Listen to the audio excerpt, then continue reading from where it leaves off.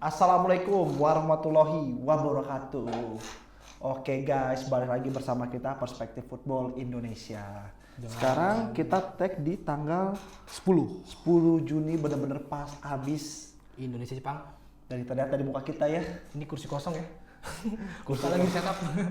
lupa bisa dulu kali ya. Biarin. Ada yang tidak ada, Dungga nggak bisa datang, sama Dito nggak bisa datang, makanya bangkunya tadi lupa kita set up lagi guys. Dia terbantai di Indonesia 6-0 ya. Gua telak. Ya emang kualitas sih ya, karena ada Kubo gitu kan. Ya. Tapi sebelum kita masuk ke sono kan minggu lalu kita preview doang kan. Kita belum review Indonesia Cina dulu. Ya senang dulu aja kita bahas. Iya. Menang 1-0, banyak perubahan ya kan. Banyak yang ada Emil yang debut. Emil langsung clean sheet ya. Terus juga ada starting line up-nya ada duo Dewa United ya. Iya. Kambuaya sama Egy yang mengguncang jagat raya. Sepak bola Indonesia. Luar biasa sih dua itu sih. Dan Etam akhirnya debut. Juga gue ngeliat Beckham di lawan Cina itu gimana, dia benar-benar kayak pas dia masuk, dia kan barengan sama Kevin Dix ya kalau nggak salah. Iya, masih sama Satu Kevin itu Dix. kan langsung ngasih perubahan dan ngasih satu kipas kan ke Iya. Kevin Dix. Tapi yang menarik kalau soal Beckham, ketika dia udah pertandingan sama Jay Izzez sama dan Lanza tuh kayak diomongin gitu kan. Iya, Ternyata ya kan kebiasaan Beckham itu nge-cut inside shooting kan. Iya. Tapi di saat itu tuh dia terlihat nggak pede. Jadi kalau misalnya kita Jay, do it like you're at training gitu. Karena emang waktu itu juga Kevin Dix pertama gagal tuh gara-gara kalau menurut gua dari dia shootnya aja ke kiper satu. Terus kedua itu umpan daerah sih. Umpan daerah tuh biasanya gak enak buat nge-shoot, Iya menurut gue sih gitu ya. Jadi probability untuk golnya menurut gue Beckham udah bagus dari akselerasinya, cuman kurang sepersekian detik aja buat ngoper. Iya, ada timing decision yang telat aja. Iya telat, tapi tipis banget. Tapi secara keseluruhan debutnya Beckham keren. Bagus banget. Kalau kata orang negeri, Beckham yang tidak memakai nomor 7. Iya. Itu kalau adekan Marcelino, waktu itu nomor 7 sampai Marcelino berarti. Itu keren tuh, lebih ciamik lagi. Terus apa lagi Dim yang lu suka? Kalau gua highlight sih di pasti China? pertama babak pertama mainnya keren banget sih, gua akuin. Sorry, sebelum lo ngomong lebih jauh, di babak pertama tuh yang sedikit berbeda ini ya, Calvin Verdong ya posisinya ya. Di babak pertama agak sedikit lebih deep. Ya. Ketika udah babak kedua baru mulai overlap tuh ya. Dan ada beberapa kali peluang yang tercipta dari sisi kiri kan akhirnya. Itu ada 2-3 kali lah dari Calvin Verdong, terus juga Egy sama Ole ya. Iya, kombinasinya ya. Kombinasi yang pas banget sih. Udah kayak Iniesta sama Messi ya zaman di Barcelona. Takut kita enak banget sih. Dan gue rasa juga ngelihat Ole pun nyaman dengan permainan dengan Egy juga gitu. Dan gue setuju sih kalau untuk Egy secara ya first touch dia bagus. Skill dia punya. Gue setuju sama banyak yang orang bilang Egy ini minusnya cuma satu, decision aja. Iya, decision. Dan ini gue rasa emang banyak pemain timnas kita juga yang masih decisionnya kurang bagus. Sebenarnya satu Ki yang jadi sorotan tuh kalau gue ngelihatnya satu doang, sorotannya adalah ketika masuk ke kotak penalti itu nggak rapi. Iya, buru-buru sama positioning pemainnya kurang bagus untuk kali di kotak penalti. Dan gitu. juga Bang Ole ya, penaltinya dingin sekali sih. Dingin. Itu penalti Eropa Dim. Penalti Lo Eropa. pala ke kiri, ngesut ke kanan. Eropa style dan di mana lu penalti ditonton sama ibu lu tuh berat sih. Berat. Itu gua juga nggak ini sih, nggak agak tegang juga pasti gua. Karena ibu lu di tribun terus nonton lu langsung, tapi ya dia emang dingin banget sih. Tapi respect ya sama Jai sama Egy ya, yang mengclearkan area biar orang bisa lebih fokus ya sama penalti. Itu kayak gua nonton Arsenal sih. Kan kalau Arsenal kan yang ngoceh-ngoceh Ben White, Odegaard yang Izzez itu yang megang bola, ntar yang nendang Saka, kayak gitu. Dan itu mengingatkan gue juga sama ada di Chelsea tuh Azpilicueta waktu itu, kayak Havertz buat ngambil di final Club World Championship kan waktu itu. Oh iya. Dia ngambil kan, tapi Azpilicueta ngambil kan, rame tuh pemain Corinthians kan. Udah rame-rame ternyata yang ngambil si kayak Havertz. Iya. Tuh keren sih, itu Eropa banget juga ya. Eropa banget itu Eropa tactical banget sih. Dan Cina benar-benar gak ada serangan sama sekali ya. Kita bisa ngeredam cuman satu di awal save. ya. Dan itu Emil. Itu Emil gila sih. Gua kalau Emil emang udah jam terbang sih. Jam terbang dia udah kenyang. Gua tuh ketika gue tahu tuh save-nya gila ketika waktu itu RCK nya nonton di RCTI kan. RCTI ngasih replay dari belakang gawang tuh. Berarti POV-nya Emil kan. Itu ketutup Dim. Iya itu. Ada dua pemain, gue lupa ada siapa gitu. Ada Tom Haye, Ricky Kambuaya sama back lupa gue.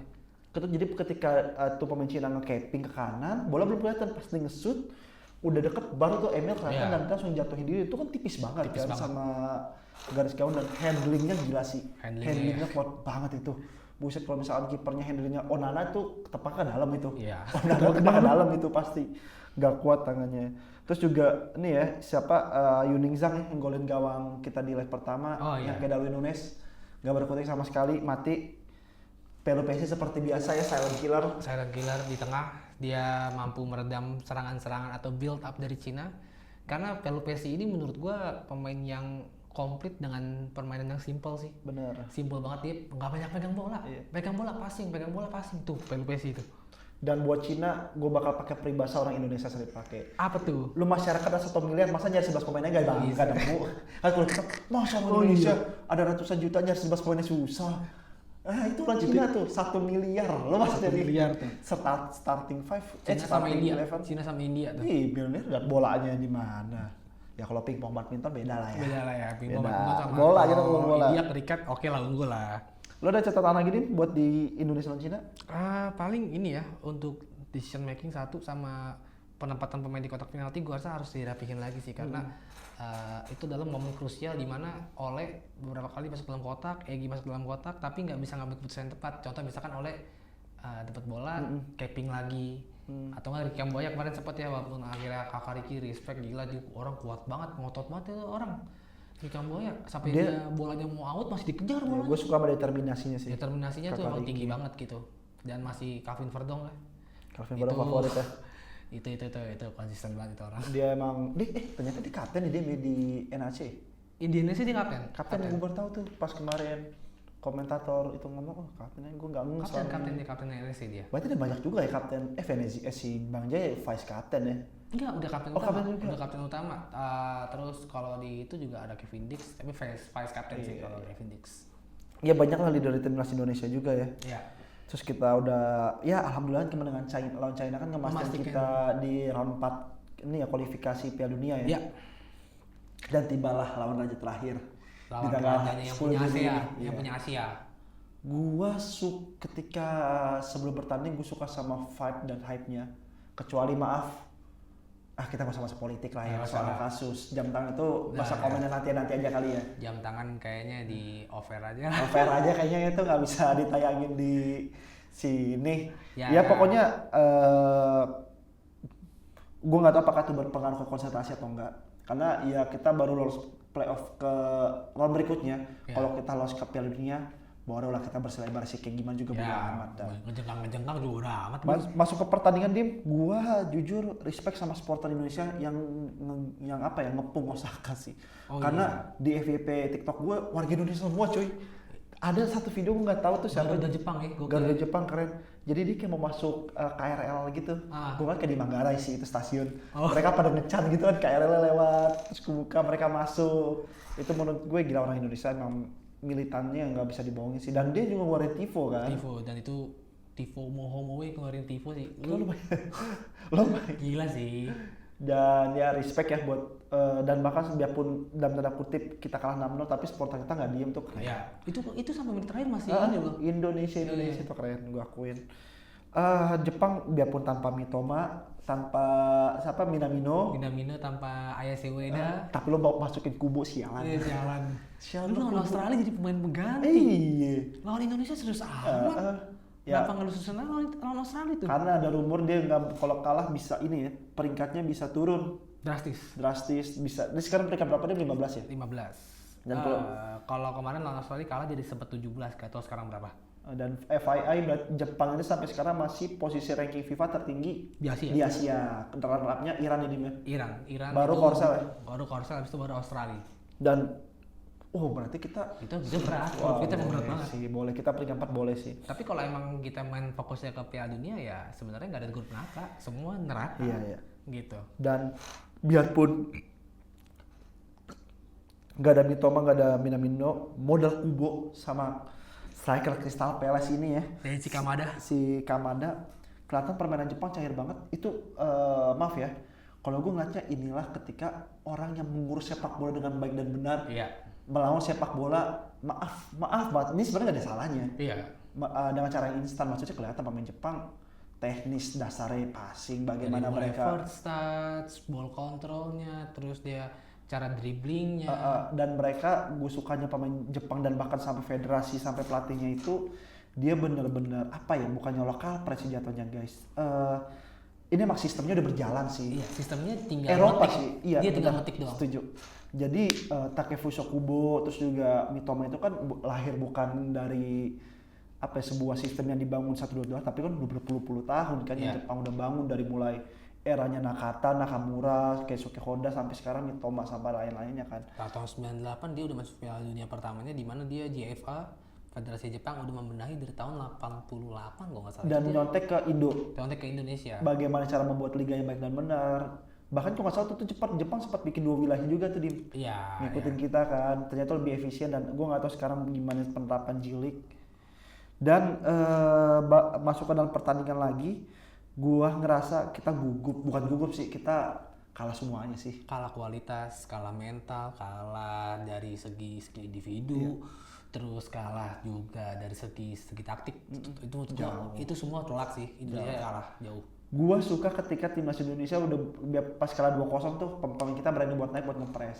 Kerebut. Tapi kita dipres balik sama Jepang, lu bayangin Marcelino baru megang bola nih langsung di kotak sama pemain Jepang. Kotak itu ini maksudnya ngerebutin 2 orang ya. Langsung di double press gitu. Dan juga garis pertahanan Jepang tinggi banget sih. Tinggi banget. Gue ngeliat ini udah ya Jepang gue rasa another level itu, Iya, dia emang levelnya udah buatan Spanyol Jerman lagi aja sih itu. Dia Jerman aja jadi ayam sayur sama Jepang. Betul. Dan dalam tanda kutip dia juga menyerang ya, bukan sekedar Jerman dia inferior bermain, dia peluangnya banyak. Gue juga sorotin waktu itu ketika Jepang itu pas karena comeback sama Belgia juga. Oh iya. Mainnya bagus banget kan tuh. Nobar kan kita itu. Iya, Nobar kita nobar dengan di Nobar 2018 itu. Nobar diceput. Nobar. Terus juga pemain kita, gue kaget ketika nge-starting sih karena Patrick ngeluarin 5-6 pemain baru di luar starting sebelumnya. Ya karena ada kembali kartu kan. Betul. Kevin Dix. Rizky Ridho juga cedera hamstring. Dean James, Beckham juga starting sama Yance. Dan ada Mes juga. Ada Mes. Dan gue ngerasa pertahanan kita banyak bolong sih. Mungkin gue nggak tahu apa ya emang karena bingung juga sih. Jadi ketika pemain Indonesia buat naik ngepres, ada gap tuh antara di depan, tengah sama belakang yang bikin kita bingung mau jaganya siapa. Kan kalau misalkan di luar negeri ketika kita ngepres itu kan gampang main to main aja kan. Nah koordinasi main to main ini nih yang belum terjaga. Misalkan gue ambil contoh main to main mau gampang itu kan lu buat ngacoin itu kan striker atau pemain siapa gerak terus kan. Pemainnya ngikutin atau enggak, kalau nggak ngikutin siapa yang mau jagain, berarti kan kalau ada jagain ada ngolos. Dan itulah dipraktikin sama Jepang. Lu lihat Kubo, dia inverted, dia Nero, dia ada di half space, dia nge-wide juga, di pocket space dia ada. Dimana penetrasi pemain Jepang masuk ke kotak penalti itu rapi banget ya. Gitu sampai di gol yang keberapa ya? Gue lupa, gol keempat apa gol kelima tuh tadi. Itu sampai pemain Indonesia tuh lebih banyak di dalam gawang. Maksudnya di sejarah sama Emil ada 5 ya kali ya. Pemain Jepang cuma ada 3. Satu yang buat cut inside terus dia crossing di tengah, sama yang ini yang golin.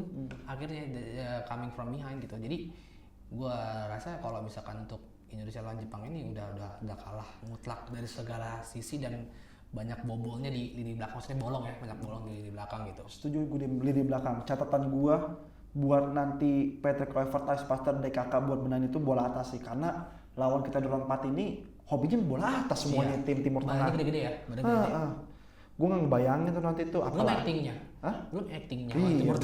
Maaf ya, kalau Timur Tengah gue dia punya satu mindset bakal dikerjain nih. Iya. Ada main kita bakal dikerjain. Karena ada benernya Jepang kalau menang kenapa ngebantai 7-0, 6-0? Karena kalau lawan Timur Tengah lo harus ngegolin terus. Fokus lo harus ngegolin terus. Lo nggak bisa ngegolin satu terus lo bertahan. Dia udah capek dikerjain ya. Capek. Iya, Jepang tuh istilahnya tuh kita dulu nih ke Jepang dikerjain doang. Dan dulu yang rame yang ketika kita sama Bahrain yang 90+6 itu kan netizen Jepang juga belain kita jauh kan. Ya gue udah ngalamin ini dari dulu, gue tahu. Dan lu sekarang udah naik level nih Indonesia gitu. Dan lu sekarang udah ngerasain level ini ya. Emang nggak cukup nyetak 1-2 gol atau 3 gol, harus babak belurin. Tapi jujur Jepang lu tega sih. Iya. Tapi seenggaknya kita nggak Bahrain 7-0 di Iya. Kita 6. Cina. Kita 6 apa-apa. Tapi itu mah kalau misalnya sama Cina dendam pribadi itu. Iya, itu mah dendam masa lalu kalau itu mah. Tapi maaf nih Pak Patrick, minimal ngesut lah gitu maksud gue. Enggak apa-apa maksud gue. Ya enggak apa-apa maksud gue 6-0 ya. It's okay. Kita juga gap level ya gitu.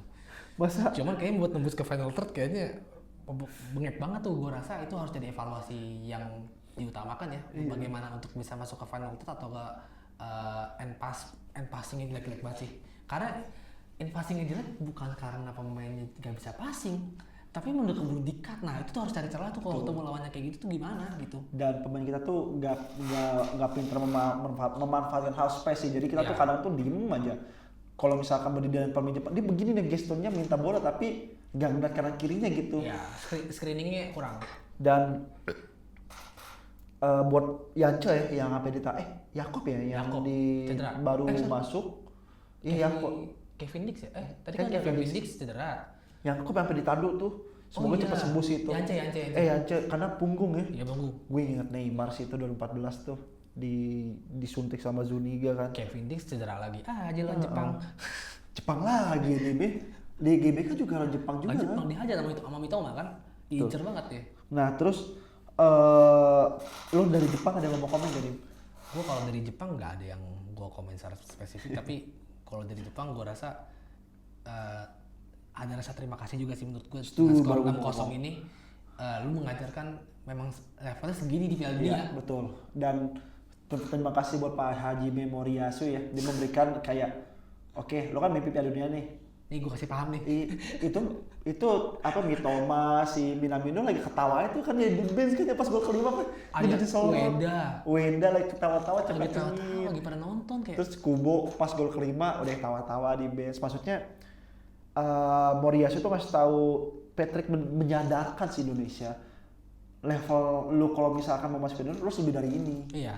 Lu nggak bisa puas segini. Harus lebih dari ini. Harus over dari limit lu karena ketika lu nanti masuk Piala Dunia kan lu pasti lu akan ketemu negara yang di luar Asia. Betul. Contoh misalkan lu akan ketemu Afrika yang mainnya lebih physical, lu akan ketemu Eropa yang bermain taktikal.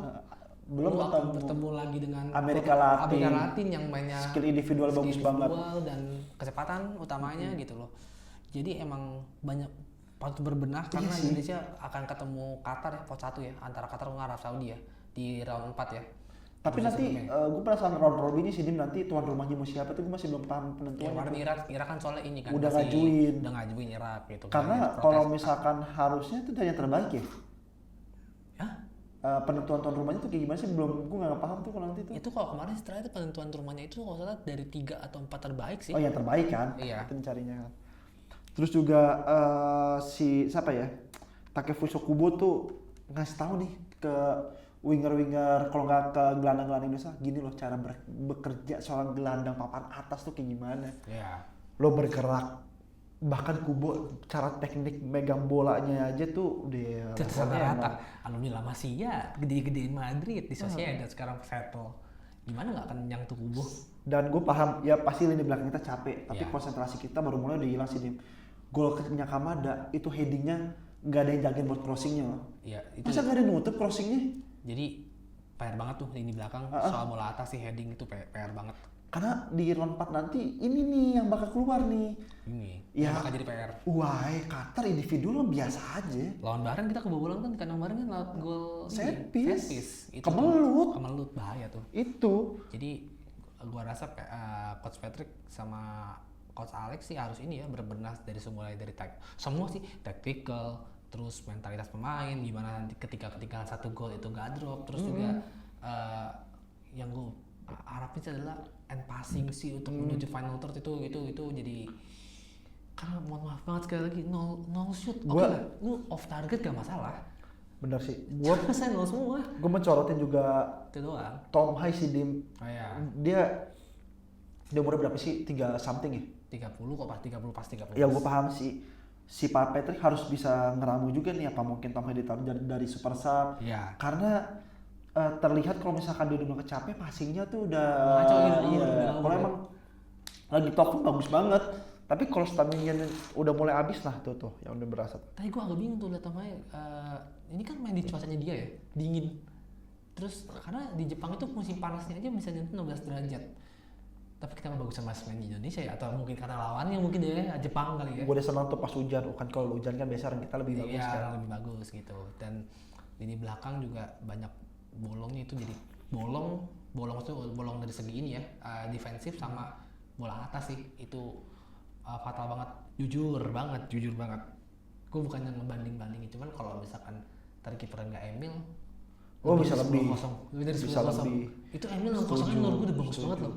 Gue Emil gue senang cara build up-nya. Tadi sempat 4 save kan dia. 4 save krusial kan tuh, gila tuh Emil.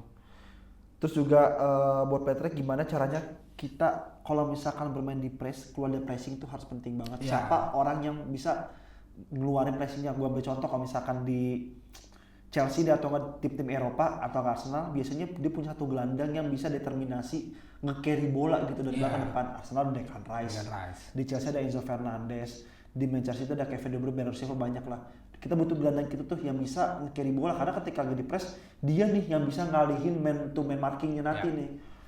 Terus juga yang kedua menurut gue ketenangan ketika kita megang bola. Gue paham pasti di pressing 2-3 tuh panik banget. Ngerti. Maksud gue support temennya juga harus bisa, jangan lo passing ya diem. Jangan yang setelah lu passing lu nggak gerak sih. Itu lu harus bisa setelah passing lu cari ruang, habis passing lu buka ruang, habis itu harus punya tadi gelandang yang bisa nge-carry bola dari tengah ke depan gitu. Jadi ya masih ada waktu ya 3 bulan 4 bulan lagi. Karena nanti kita September akan lawan Libanon ya sama. Itu udah confirm ya? Udah confirm karena friendly kan? Friendly match, karena itu dibutuhkan untuk penyesuaian taktik kita ngelawan Timur Tengah sih. Ngomongin tadi lu udah ngomongin buat kita friendly di bulan September. Kan berarti kita berkaca buat di round 4 ya. Ini per kita tag ini kan tim-tim yang udah pasti itu kan ada Uni Emirat Arab, Qatar, Indonesia, Arab, Irak, sama satu lagi Oman sama Palestina lagi beradu kan. Masih belum, maksudnya dia sampai match terakhir karena mereka berdua ketemu kan. Nanti salah satu di antara mereka kalau yang lolos satu pot sama kita. Jadi antara Palestina kalau nggak Oman satu pot sama kita, pot 3. Jadi nggak satu ketemu. grup. Iya, jadi nggak ketemu dong malah. Ketemu ya berarti ya, ketemu. Dan berarti kita kemungkinannya ketemu siapa di pot 1 lu? Qatar Arab. Kalau nggak Qatar Arab, ya Irak sama siapa? Satu lagi? Why? Paling gitu doang.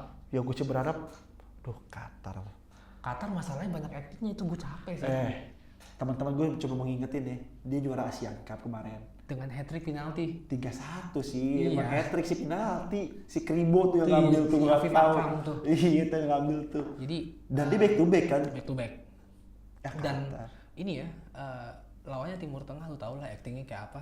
Dikerja-kerjanya kayak apa, lu tau lah harusnya. Dan ini lawannya jujur-jujuran sih gue kalau secara dibandingkan ketemu UAE apa Irak, gue mending ketemu UAE. Iya, Irak teknikal banget sih. Siapa namanya nih yang di Kongo? Ali Jassim itu kan teknikal banget itu. Teknikal banget itu Ali Jassim itu bagus. Gue berharap kalau pot 1 yang ketemu Arab dibanding Qatar. Kayaknya tapi nggak bisa deh kayaknya deh. Soalnya ketemu di grup kan. Nggak tahu tapi ya kita nggak tahu ya sistemnya gimana. Karena ini round robin kan, berarti kita di bubble lah ya kalau bahasa gampangnya, di bubble. 8, 11, 14 Oktober, jadi nggak ada home away guys. Di tempat netral. Drawing ini kapan? Belum ditentuin ya? Drawingnya Agustus. Drawingnya Agustus. Terus gue sih berharap kita buat mengaca di round 4 nanti. Tadi kita udah ngomongin tentang bola atas, sama yang kedua mentalitas. Ketika dia acting, jangan sampai terprovokasi. Itu yang dipengen itu provokasi. Iya, provokasi doang.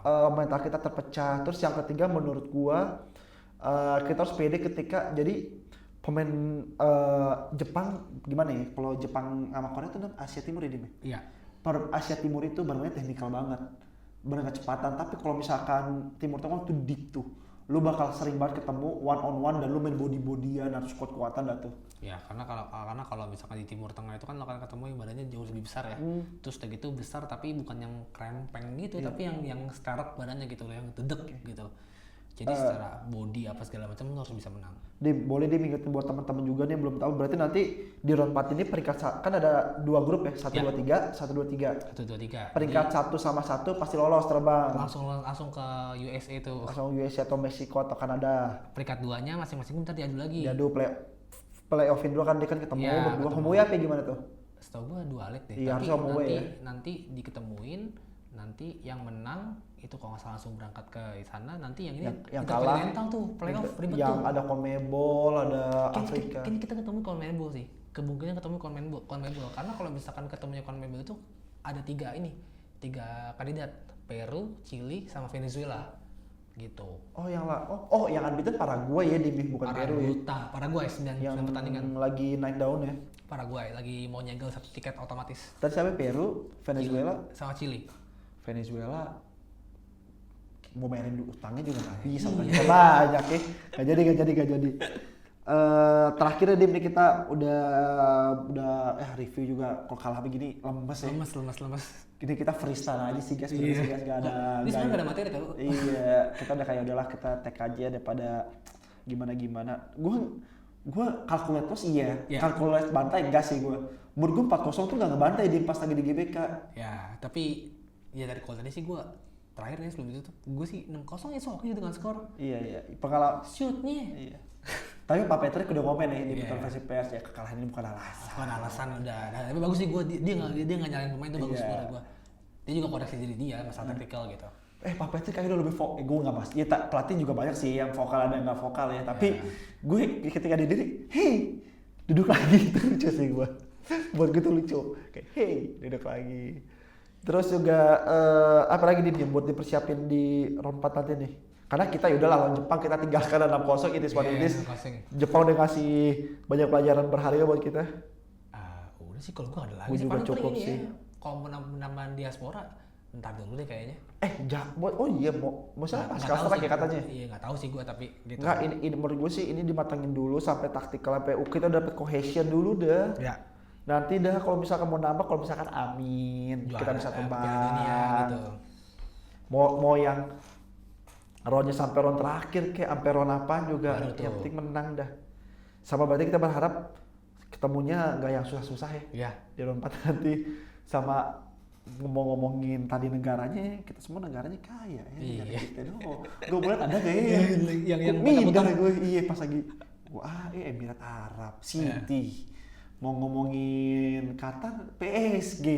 Iya. Arab juga saudara kita minder deh. Itu aja kali ini kali ini. Makasih teman-teman yang udah mendengarkan. Sorry ya kalau misalnya kita agak lemes ya. 6-0 bete juga sih kita nontonnya. Skip dulu deh. Ya, nanti kita ketemu lagi buat ngomongin transfer kali minggu depan ya. Transfer juga ada diaspora update, transfer diaspora sama Club World Championship juga kita ngomongin ya.